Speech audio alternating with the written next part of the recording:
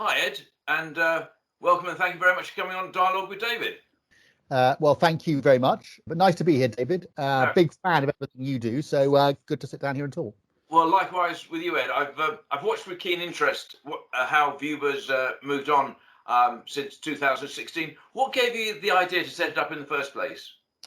Well, I was part of the team running a big London agency called Douglas and Gordon, and we used to have real problems with our weekend staff, and we knew we were missing out on a lot of business. Our staff tended to be quite senior; they didn't want to work every weekend. And in terms of our weekend staff, they only used to work Saturdays, and there was only one of them, and their diary was full by Tuesday. So I spotted an opportunity and thought it'd be really great to have a sort of go-to setup to help estate agents. And I thought at first it would help estate agents. And at that stage, David, I've been an estate agent for 37 years, and I thought, sod this for a game of soldiers. It's time to give this a go. So I went and started up Viewber, and luckily it's been a success, which is great. And what I'm always interested in the business is it starts off with one idea, but I think the key to a successful business is what it ends up or carries on doing and grows with different services and clients and that sort of thing. So what's your journey been over the last 5 years on that respect? Well, I think the mistake I made at the beginning, I mean, I'm very lucky in that I got a business partner who's completely unlike me. I'm broad brush, salesy type of guy, whereas my business partner, Marcus Ferranti, is very much detail, he knows the tech world, very good, understands the corporate finance world. So he's everything I'm not, which is great. But the mistake I made was thinking that estate agents would go straight into this. And actually, estate agents all said, yeah, that's a great idea, but we're fine, thank you very much. And what happened was that we started being approached when we did a bit of PR by the auction companies.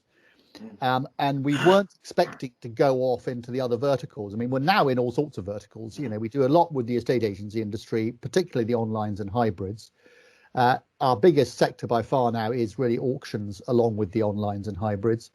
But then we're in property management, housing associations, build to rent, lots of other things. But auctions is really where it first caught hold. That's interesting, yeah.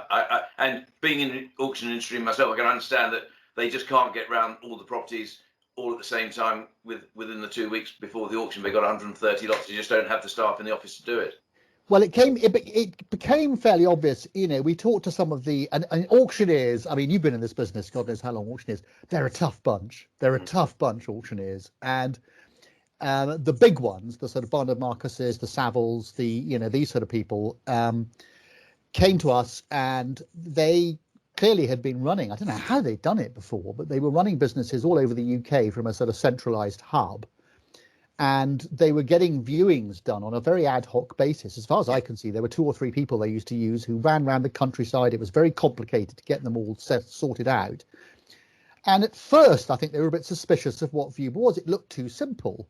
The idea that you could get a local person who was vetted and rated and trusted to go along to a property a couple of miles away, take a couple of pictures for the catalogue and do 3 open houses, all for about 100 quid. People thought, well, hang on a minute, that's just all bookable online. They thought, well, that's too easy. They sort of almost didn't trust it. Now, I think a lot of them probably can't believe that they did this sort of thing. Well, not that it didn't exist before, but they can't believe they managed to make it work before. That's interesting, because I was going to say, how important is the auction industry to your business model? And secondly, I was going to ask you, are the Viewber people trained? But it seems that that's all taken care of. Well, I mean, the auction industry is about 35% of our entire inventory. So that's a big chunk, obviously, of our business. And in terms of how our viewers are trained, a significant proportion of them have ex-property experience.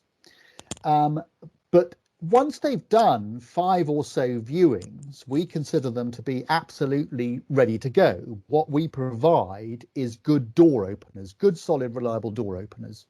And the average age is about 53. There are more females than males. And we want them to be reliable. So from our point of view, and indeed from your clients and my clients, from auctioneers' point of view, we want them to be safe, reliable. They turn up, they do what they're told to do. They read the notes on the property. They take notes of who is going in and out and what their reactions are. And they have to sign any logs or be able to take simple pictures on smartphones. Taking pictures on smartphones for the catalogue these days is easy.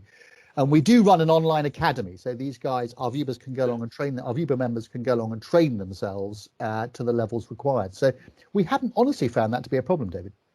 Good. One of the things I like about setting up businesses is really not really knowing what's around the corner, and most strange things will happen during the course of business, funny and difficult and awkward. Just, have you got sort of any funny moments or standout moments in your journey? Well, I mean, most of the standout moments came very early on when we had situations which we sort of weren't necessarily prepared for. I remember we had one, and it was an unbelievable coincidence where we were doing something it was for an auction company, and we had to do some showings on this property. And it was a retired policewoman who was doing the viewings for us, which was extraordinary given what happened, because she went into the house and someone had clearly died in the bath. So she knew exactly what to do. Now, that's certainly not funny, but it really did stand out when we got a call from a viewer saying, I think someone's died in the property. That really wasn't what we were expecting. No. But because of who she was and her training, actually, it worked very well. Good. Oh, well, I hope you don't get too many of those. No. Thanks, Ed. I've learned a huge amount about the business today, and it's great always catching up with you. I think, if I may, I'd like to send this recording to some of the auctioneers who I think aren't using your service, just so they can get a bit of a flavour of what you're about, not just the service they might see on the website, but the man behind it. I think it's always important to know who's running the business. So if you're happy, I'm going to send this on to some people. Well, I mean, that would be great, David. I mean, the auctioneers we currently do business with, which is a significant number. I think they probably do about 70% of the auctions, but I'm well aware that the auction business has a very, very long tail of established guys who work locally. They may even work over long distances. I'm particularly happy to be talking to you because I know how utterly indispensable you are for the auction industry and how well respected you are. I've seen you hovering around, and I've known nothing about auctions while I was an estate agent.